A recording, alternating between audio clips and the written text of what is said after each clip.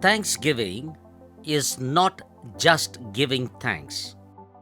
Psalm 40 verse 5, Many, O Lord my God, are your wonderful works which you have done, and your thoughts toward us cannot be recounted to you in order. If I would declare and speak of them, they are more than can be numbered. The difficult aspect in thanksgiving is not that we are unable to thank the Lord, but from where to start? How much to thank the Lord? By the time you recollect yesterday's blessing, you have already received so much today to thank the Lord. Look at that verse once again. Many are the wonders you have done. Many, innumerable. None can compare with you, incomparable. And they would be more than can be counted, uncountable.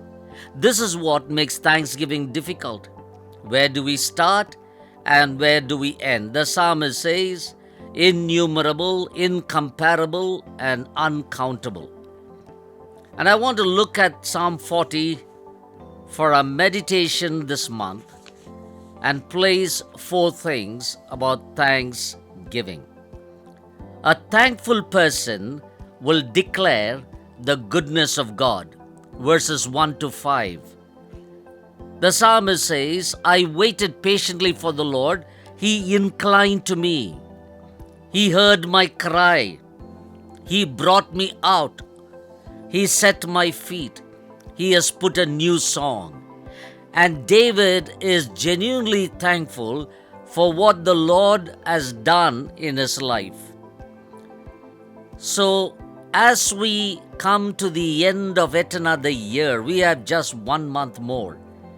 Let us recollect the blessings that He has showered upon us. A thankful person will declare the goodness of God. Secondly, a thankful person delights to do the will of God. Verse 6 to 8. Look at verse 8. I delight to do your will, O my God, and your law is within me. We enjoy doing the will of God because of our experience with this living God. You know, it does not come as a ritual where we just receive the blessing and say, thank you, Lord, but we do everything that we can to be in obedience, in the center of God's will, to do what He wants us to do. And that is what is very important. It is not just giving thanks. It is to delight in doing His will. It is to be obedient to His word. The third thing we find here in verse 9 to 10, I have proclaimed the good news of righteousness in the great assembly. Indeed, I do not restrain my lips, O Lord, you yourself know. I have not hidden your righteousness within my heart. I have declared your faithfulness and your salvation.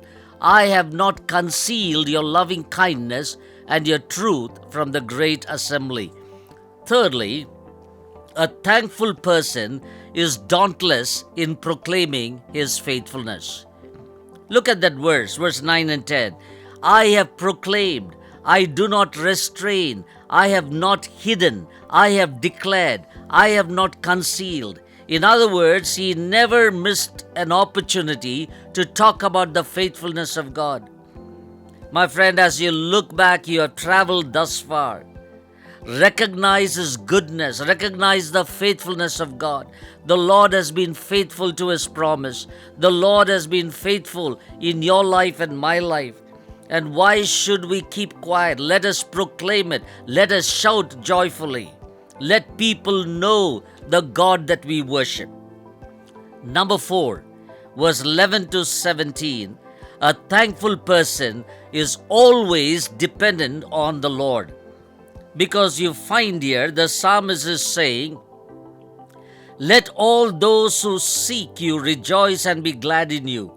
Let such as love your salvation say continually, the Lord be magnified.